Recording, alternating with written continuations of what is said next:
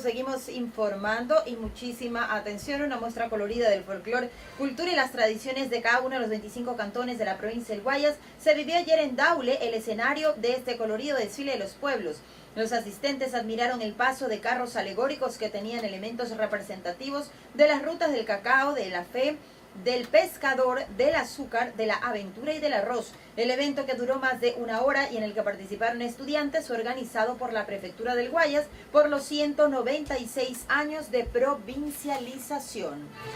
Y hasta fines de este mes, los niños menores de 2 años que no hayan recibido las dosis completas de inmunizaciones que le corresponden de acuerdo al carnet de vacunación del Ministerio de Salud podrán recibirlas en cualquier centro de salud o a través de brigadas médicas. Esto como parte de la campaña Puesta al Día, que arrancó el 25 de octubre. En Flor de Bastión, 1, 2, 3, Monte Sinaí y El Fortín, en los primeros 7 días se vacunó a 2.870 niños. En la zona 8, que corresponde a Guayaquil, Durán y San Borondón, se colocarán un total de 333.300 dosis. Y fin del feriado y muchos inician semana con carga de 1 hora. Hizo frío y hubo escaso sol en la playa El Murciélago en Manta, señaló ayer la familia San Lucas Cedeño, que viajó a aquel destino aprovechando los 5 días del feriado. Fátima Campuzano, junto con 2 amigos, llegaron también a la terminal de Guayaquil provenientes de Baños, sitio que ella conoció por primera vez y que fue parte de su ruta a Ibarra y a las ciudades de Ipiales y Pasto. Ellos fueron parte de los miles de viajeros que retornaron a Guayaquil para hoy retomar sus actividades laborales. De acuerdo con el decreto que rige feriados, la jornada del viernes 4 deberá recuperarse porque fue estipulado puente vacacional. Así que a partir de hoy cientos trabajan 1 hora extra hasta completar las 8 de un día ordinario o laborarán ese tiempo el sábado. Quedó a decisión de empresarios. Juan Carlos Díaz Granado, director ejecutivo de la Cámara de Comercio de Guayaquil, señaló que no hay una modalidad de recuperación estándar, que incluso hubo empresas que no se acogieron al descanso porque era voluntario para el sector privado.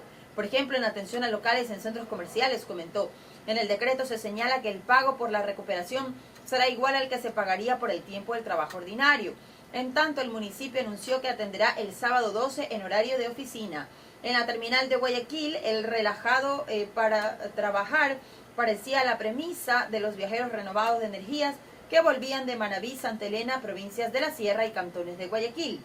Sandra Alvarado, junto con un familiar, viajaron a su natal Salitre. La pasamos muy bien, relajado, contó. Manuel Avilés visitó a familiares y comentó que hizo las veces de agricultor como aliciente al ruido citadino. Vuelvo con más energías a cargar madera, dijo Avilés, empleado de una fábrica. Catherine Chiriboga volvió de Manta, pero entre los que regresaban de la playa hubo pocos bronceados. Poco salió el sol, pero el resto, la fiesta estuvo excelente, dijo Luis Torres, quien viajó con 3 amigos a Salinas y Montañita. En la vía a la costa, decenas de carros retornaron pasados el mediodía. Choferes aprovecharon las ofertas de gastronomía y también que hubo en el arribo al peaje.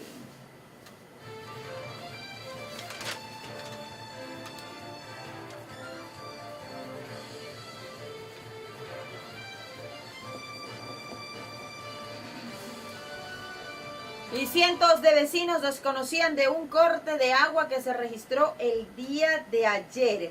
Cargando un balde con agua en cada mano, Enrique Hidrobo llegó ayer a su casa a la 37 Rosendo Avilés en el suburbio. Un vecino que tiene cisterna le regaló el líquido. Hidrobo, así como otros habitantes de ese y otros sectores, desconocían del corte programado del servicio, que empezaba a las 4 de la mañana y tenía previsto terminar a las 7 de la noche. Me cogió de sorpresa, me levanté a las 6 y ya no había agua. Con lo que me regaló el vecino nos toca arreglarnos con mi esposa, comentó Hidrobo. En algunas zonas el suministro de agua se fue horas después de lo previsto, lo cual, según moradores, les dio tiempo para abastecerse. No sabíamos del corte, pero hoy, antes que se vaya, nos enteramos y cogimos en 2 tachos, comentó Samuel Yuquilema, habitante de la cooperativa Lincoln Salcedo de Flor de Bastión en el noroeste. Su vecina, María Reina, sí se provisionó de líquido. Yo me enteré por un hermano. El sábado lavé ropa, limpié la casa y cogí un tanque de agua. Para el día, expresó la mujer, que se había comprometido a darle un poco de agua a 2 moradoras que no se abastecieron. En otros sectores como Pascuales y Sergio Toral no se restringió el servicio. El corte del suministro, que también iba a afectar a Novol, Durán y La Puntilla, se programó por las tareas de mantenimiento de Transelectric y iba a ejecutar en los sistemas de la subestación eléctrica Pascuales, que abastecen de energía a la planta La Toma de Interagua. A su vez, la concesionaria iba a dar mantenimiento a la línea de transmisión de 69 kilovatios y subestación de La Toma. Justamente, Diario El Universo había acudido ayer a ambas entidades en pro de información de los trabajos, pero empleados evitaron ofrecer declaraciones. En tanto, en una de las líneas de transmisión, técnicos de la contratista de Interagua realizaban la limpieza y el cambio, de ser necesario, de los elementos, hablamos de cables, grapas y pernos, de la estructura. Y a través de medios de comunicación y redes sociales, Interagua había comunicado el corte programado y mediante tanqueros, Interagua tenía previsto abastecer de agua a instituciones especiales, como por ejemplo hospitales y centros de salud. Vamos a revisar otras noticias y se ha decomisado drogas en vehículos y camiones. En Sucumbíos de Guayaquil también se incautaron carros con alcaloides en las últimas horas. En vehículos se transportaban las drogas que se decomisaron en las últimas horas en distintas localidades del país. Uno fue en Manta, aquí a la altura de la vía de acceso al aeropuerto. La policía encontró cerca de media tonelada de clorhidrato de cocaína que iba en un camión la noche del sábado último. La droga estaba en varios sacos de yute en el camión, que llevaba una lona azul de protección, dijo Mauro Vargas, jefe del distrito de policía de Manta. Él contó que la policía recibió del ECU 911 de Puerto Viejo información de la ruta que conecta a Manta con Ricaurte. La policía detuvo a 2 personas que iban en el camión y retuvo el automotor y un taxi que supuestamente daban seguridad al primero. Vargas agregó que hasta el día del decomiso del alcaloide, en Ecuador se superaban las 70 toneladas de este año. Se cree que la droga iba a Centroamérica, según información preliminar de la policía. En el trayecto tendrían apoyo de lanchas rápidas que saldrían de balnearios manavitas como Jaramijó, afirmó Vargas. Muchos decomisos de droga tienen vinculación en la problemática del crimen organizado. Lo importante para nosotros es neutralizar estas grandes organizaciones, porque si no dejan atrás otra estela de problemas de violencia y corrupción, mencionó Vargas. También en Sucumbíos se detuvo a un hombre que llevaba 215 kilogramos de cocaína en un vehículo tipo camión. Se indicó ayer en un tuit del Ministerio del Interior. En Guayaquil, asimismo, se retuvo un cabezal que trataba de ingresar 76 paquetes de cocaína al puerto marítimo. En otras ciudades también se decomisaron varias dosis de diferentes drogas en operativos realizados en terminales terrestres, calles, barrios, otros sectores.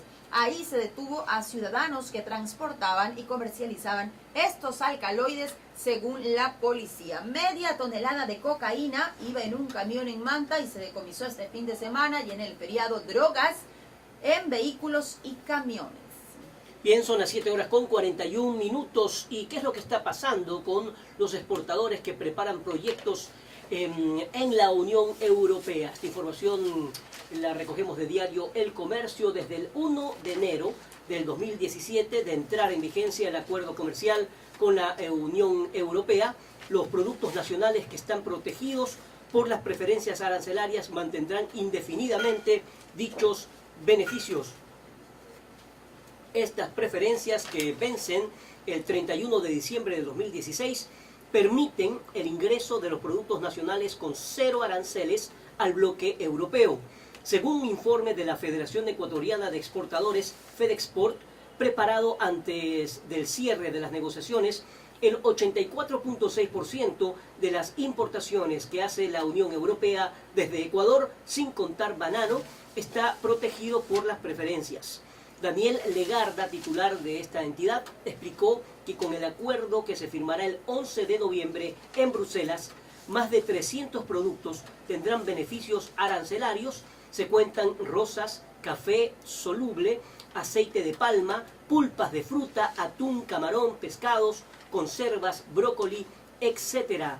Si el acuerdo no se daba, dice el gremio, hubiera significado una pérdida de alrededor de 400 millones de dólares por el pago de aranceles en el primer año, mientras que por el desvío y pérdida de comercio potencial, el monto habría sido más de 465 millones de dólares. totalizarían casi 3.000 millones durante los primeros 3 años de afectación, la misma que trasciende el ámbito de productos tradicionales y primarios, abarcando también a los no tradicionales y manufacturados, detalla el documento de FedExport. A la par, la entidad indica en estos 3 años, con el acuerdo, las exportaciones podrían crecer en 500 millones de dólares. Los productores de brócoli ya proyectan un crecimiento. Sin duda, una muy buena noticia para el Ecuador. Rafael Gómez de la Torre, presidente de la Asociación de Productores de Frutas y Legumbres del Ecuador, calcula que en el primer año de vigencia del convenio, tanto la producción como la exportación de brócoli crecerían el 5%. La Unión Europea representa el 30% de las ventajas del país. Ahora nos da certidumbre y en poco tiempo eso se transformará en inversiones adicionales y aumento de la producción, porque la Unión Europea demanda más brócoli. Ecuador, por la calidad de su producto, podría recuperar mercado en el bloque. 7:44. Claro que sí, vamos a revisar el plano local también. En el sur avanza una obra en la pista de skate que está supliendo el césped del Unamuno. Es historia gramado del estadio porque ya se erige una nueva infraestructura recreacional. El gramado del estadio Ramón Unamuno no era del todo verde, sino café tierra por cuestiones de mantenimiento. En los juegos últimos que se disputaron allí, niños de las escuelas de la Asociación de Fútbol Amateur del Guayas corretearon sobre un césped deteriorado. Hoy no hay estadio.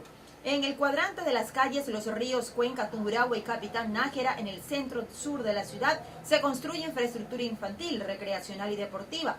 Los escenarios pertenecientes al complejo Pío López quedaron en el pasado. Permanece en pie un graderío del Coliseo de Baloncesto Abel Jiménez Parra, que pronto será demolido dentro de un proceso que empezó en septiembre pasado. Solo el estadio de béisbol Yello Uraga no será intervenido por la empresa inmobiliaria. Dirigentes, padres de familia y los niños que entrenaban en las canchas y moradores mostraron su desacuerdo con la medida. Pero hoy, a todo ritmo, va la construcción de un parque para sumar áreas verdes a la ciudad de acuerdo con el gobierno. Hay al menos medio centenar de obreros trabajan en varios frentes. En Los Ríos y Capitán Nájera, a la tarde del 31 de octubre, un camión vertía cemento para dar forma a una rampa, una de las 7 con las que contará una futura pista de skateboard.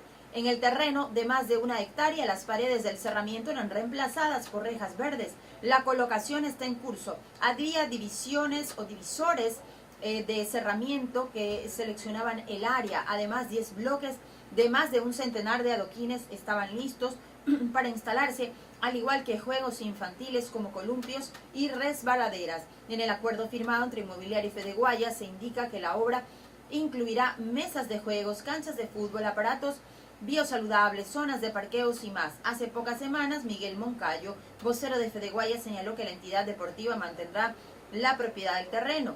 En la obra hay un letrero que da cuenta de que la inversión asciende a 3,41 millones de dólares y que este fin de mes van a terminar ya las tareas. Hay varias gráficas en Diario El Universo, por ejemplo, donde se puede apreciar una pista de skate que monta en la zona de las calles Los Ríos y Cuenca, y al menos también 7 rampas que van a funcionar para el público. Desde los edificios de las calles Los Ríos se puede visualizar un poco el parque que se construye donde estaba el estadio, un escenario de box y también un coliseo. Del costado de las calles Cuenca y Los Ríos, varios obreros estaban soldando el cerramiento del nuevo parque durante los días previos al feriado, y las rejas son una de las primeras etapas que ya están prácticamente culminadas.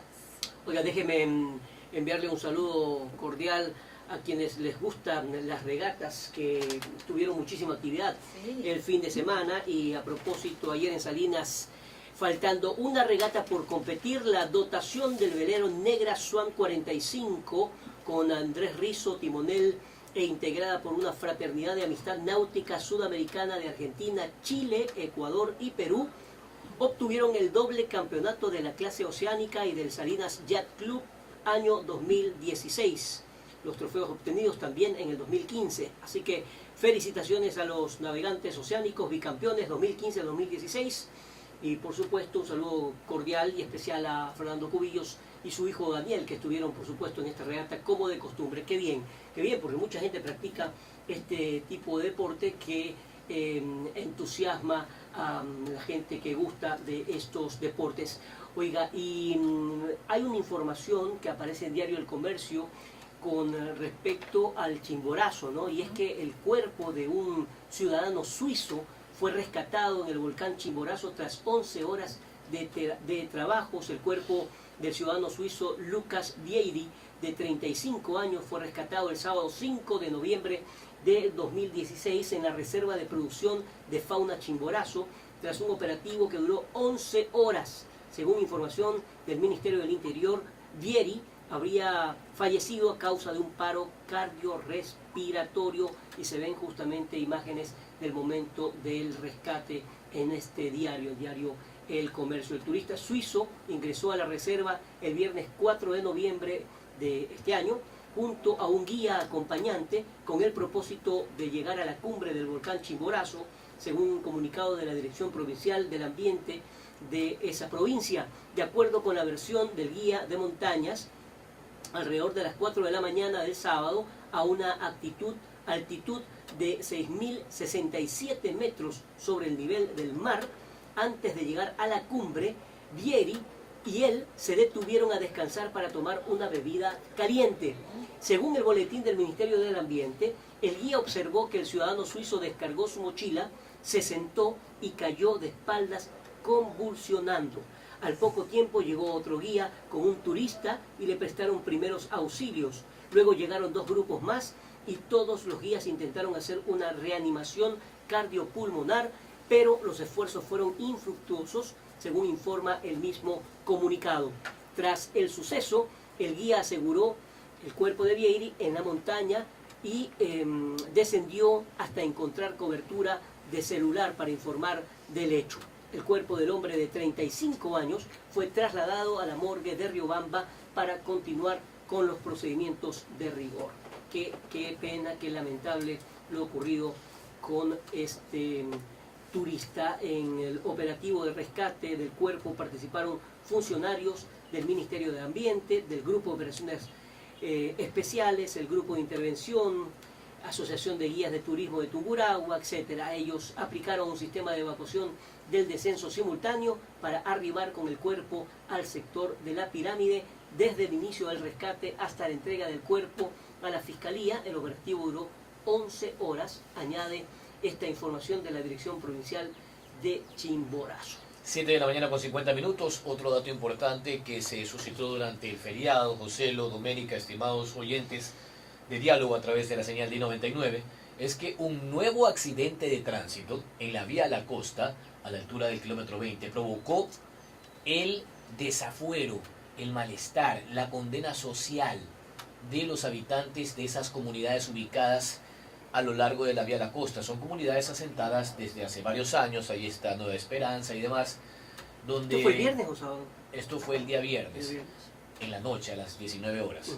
Una joven de apenas 16 años de edad fue embestida por un vehículo que literalmente la mató después de impactarla. Seguramente iba a exceso de velocidad, violando las normas de tránsito, pero aquí lo grave es que la protesta se empezó a engranar en función de ¿qué? De que, según los habitantes de estas comunidades, ya van al menos 11 personas fallecidas en los últimos años, porque en el sector no existe un paso peatonal, en esa zona al menos, porque no nos olvidemos que hay otros tramos de la vía La Costa donde sí existen pasos peatonales, como por ejemplo en Puerto Hondo y en otros puntos específicos de la vía La Costa. Entonces, por eso es que tomaron llantas y demás para encender ese tramo de la vía a fin de protestar, y esto también provocó la intervención de la Policía Nacional para poder evacuar el tránsito. Imagínate, Joselo, un viernes de feriado, prácticamente en la mitad de esos 5 días del feriado por el Día de los Fieles Difuntos y la independencia de Cuenca. Esto tenía que generarse al calor de una situación muy puntual. Toda la cola de vehículos estaba aguardando en virtud de esa protesta. Claro, yo me enteré, como muchos, por las redes sociales, porque ya estaba en la costa, y me imagino la cantidad de tráfico que se armó, pero qué lamentable que haya ocurrido esto. Ahora, hay que decir una cosa, Jorge, Doménica, amigos oyentes, que hay mucha gente que no toma las cosas en serio. Y cruzar una vía rápida, sobre todo en la noche, a cualquier hora es muy peligroso, pero a esa hora es exponerse totalmente a un accidente. Por supuesto, lo que tú dices, probablemente el vehículo iba a exceso de velocidad. No sé qué pasó con el conductor o la conductora, no se sabe si es que paró, si es que se detuvo para socorrer a la víctima o no, Jorge. No.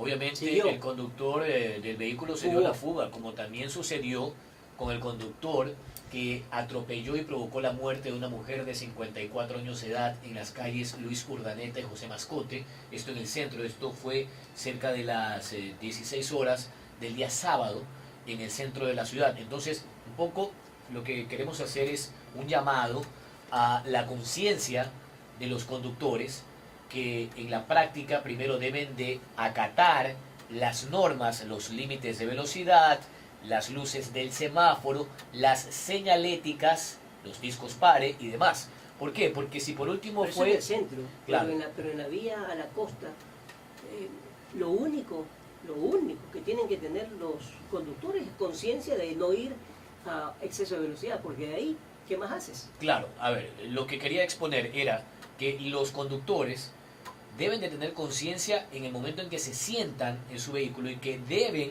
de ir cumpliendo todas las normas de tránsito, porque sucede que si llega a haber algún imprevisto, algo que se fue de las manos, algo fortuito, bueno, si yo he atropellado a alguien, lo mínimo que puedo hacer es bajarme y prestarle ayuda, como tú estabas preguntando y consultando. Bueno, no fue el caso de ninguno de estos dos accidentes de tránsito. El de la vía a la costa terminó con la vida de una chica de 16 años y en el caso del centro con una mujer de 54. Así que nosotros insistimos desde la cabina, siempre lo hacemos, a la sensibilidad de los conductores si es que llegan a tener un problema y de manera accidental atropellan a una persona, porque también hay que ser objetivos. Hay cosas que suceden y hay otras que son fortuitas. Hay cosas que uno de pronto por negligencia o por impericia provoca un accidente de tránsito, y hay otras circunstancias que de pronto Claro, al por calor de impericia una también del circunstancia, propio al calor de una circunstancia, por ejemplo, ¿qué pasa? transeúnte, ¿no? A ver, es que hay muchas cosas que pueden pasar. Si usted es perseguido por un delincuente que le quiere hacer un secuestro extorsivo y usted está huyendo de esa persona o de esos delincuentes que lo están persiguiendo en la avenida Quito, usted no se está fijando en ese momento si es que a alguien se le cruza o no. O sea, hay cosas que son circunstanciales. Entonces puede ser que en una circunstancia similar alguien atropelle a una persona. Pero claro, hay que ponerse los zapatos de todos. Pero en la práctica y en el fondo, lo que quiero señalar en este comentario es que el conductor, aparte de acatar las normas y de tener conciencia en el volante, debe de tener sensibilidad si llega por alguna circunstancia ajena a atropellar una persona en cualquier Es que vía. cuando tú haces una encuesta en una reunión o con algunos amigos y le dices, a ver, si tú tienes un accidente, tú paras el carro a socorrer a la persona, hayas tenido tú la culpa o el transeúnte.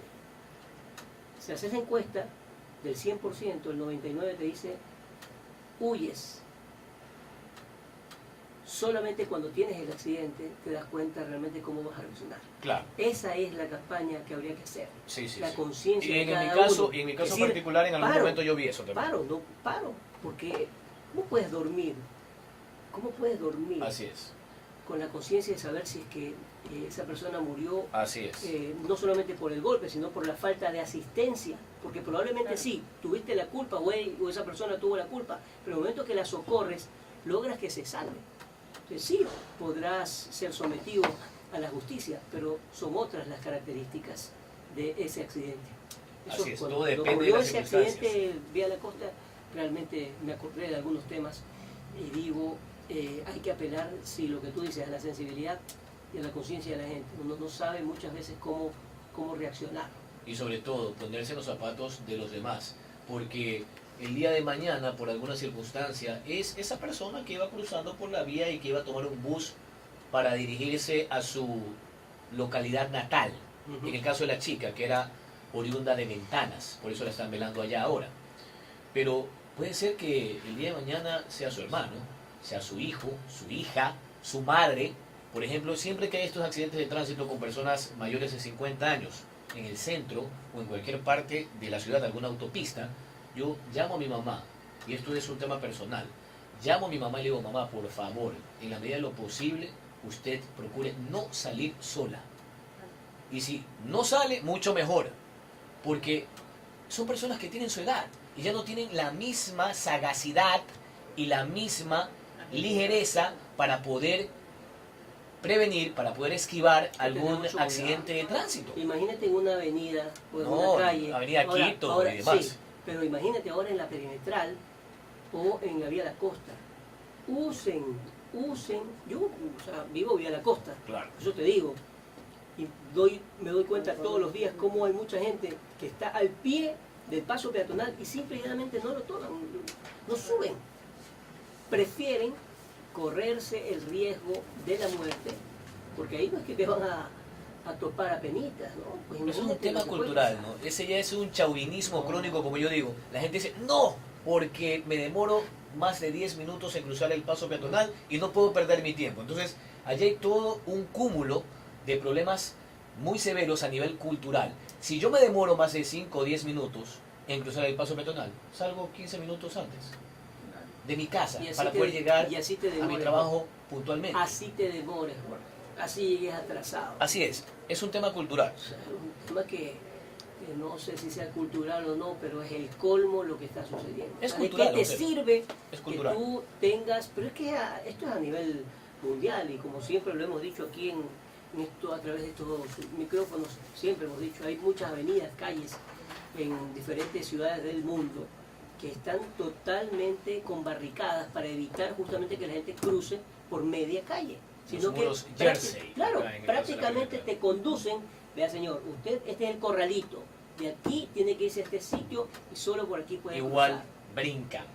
Igual lo que hacen Claro, es pasa en la Toda la saltar. perimetral la hacen Eso es lo que pasa en la perimetral. O sea, es así de puntual. O sea, Hay que también apelar a hay la un conciencia severo de la gente. problema cultural y por eso nosotros hacemos un llamado a la sensibilidad del conductor. Si llega a tener algún problema, no debe de huir.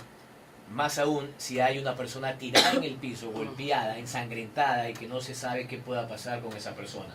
Así que nosotros también desde esta cabina hacemos un llamado a la gente, a los peatones, a los transeúntes, que teniendo el paso peatonal a pocos metros no lo utilizan. Bien, esa es la diferencia entre la vida y la muerte, porque en ese cruce de la perimetral, de la Pedro Menéndez Gilbert, de la Quito, de la Machala o de la autopista Terminal Pascuales, estoy hablando de la avenida Narcisa de Jesús. Correcto. Imagínense, hay que tener mucho cuidado, porque la gente viene al nivel de velocidad que permite la señalética. En el caso de la Terminal Pascuales es 90 kilómetros. Ajá. A propósito de eso, ¿no? Me imagino que ustedes también lo vivieron. El día martes, previo al feriado, y el día miércoles, el tráfico realmente era Terrible. insoportable. Qué cantidad Y los bancos. de gente que salió justamente por eso, ¿no? Justamente por eso la gente salía a los bancos luego a hacer sus pagos, compras de última hora, etcétera. Realmente fue tremendo lo que ocurrió con respecto al tráfico. Oiga, y antes de irnos a la pausa, son exactamente las 8:01. ¿Saben ustedes, o se han preguntado alguna vez, por qué en Estados Unidos las elecciones se celebran en un día laborable, un día martes? Bueno, tenemos que remontarnos al año 1845. Estados Unidos era un país agrícola, sus habitantes tenían que recorrer largas distancias para votar, se desplazaban en carruajes o a caballo y solo votaban los hombres blancos. En 1845 el Congreso dictó una ley para uniformar el hasta entonces caótico e inestable calendario electoral.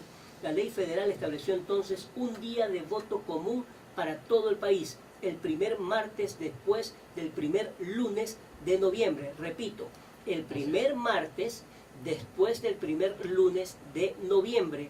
Pero ¿por qué el martes y no el lunes? ¿Y por qué no durante el fin de semana? Porque la religión jugó también un papel clave. Elegir el lunes como día electoral suponía que muchos tendrían que comenzar su viaje a las urnas en domingo. Esto era algo impensable para los cristianos, pues los domingos era un día de oración, un día para ir a la iglesia. Todo tiene su porqué, ¿no? Votar los sábados también estaba fuera de cuestión, ya que los judíos celebran su día sagrado, el Sabbat.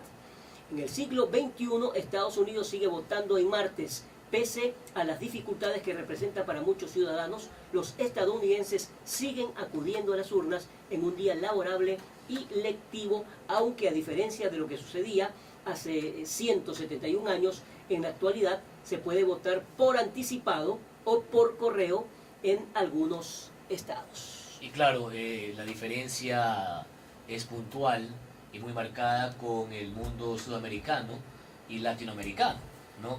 Sobre todo cuando se ejerce el derecho al voto el día domingo, que es un día familiar y que no solamente para los judíos, sino también para los católicos, es un día en el que se va a la iglesia y en el que se comparte de manera fundamental con la familia. Pero claro, en Sudamérica y en Latinoamérica se vota el domingo. Y esto está comprobado porque es en Sudamérica, es en Latinoamérica. Este domingo votó Nicaragua para ver si deciden que Daniel Ortega se quede por un tercer periodo en el poder.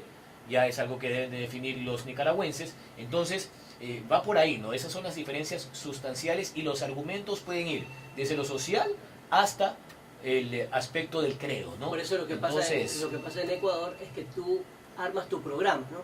Entonces tú dices, y por eso es que mucha gente, ojo, mucha gente no se cambia de domicilio, justamente por eso, porque por ejemplo hay gente que vota en Puerto Viejo y vive aquí en Guayaquil, entonces dice, no me cambio porque ese día voy a visitar a mi familia, sufrago y luego regreso al siguiente día. Por eso es que evidentemente no hay clases el siguiente día y las actividades laborales pues, son todavía inciertas porque depende mucho de lo que anuncien los dueños de las empresas privadas. 8 de la mañana con 4 minutos. A propósito del tema estadounidense, Joselo, ¿cómo ves la previsión para el día de mañana? ¿Crees que de acuerdo a los sondeos podría ser Hillary Clinton la sucesora de Barack Obama en la Casa Blanca? Bueno, de acuerdo a lo que hemos leído durante todos estos días y los titulares de la prensa norteamericana así lo refleja, la situación es muy complicada porque nuevamente estados como Florida van a ser fundamentales a la hora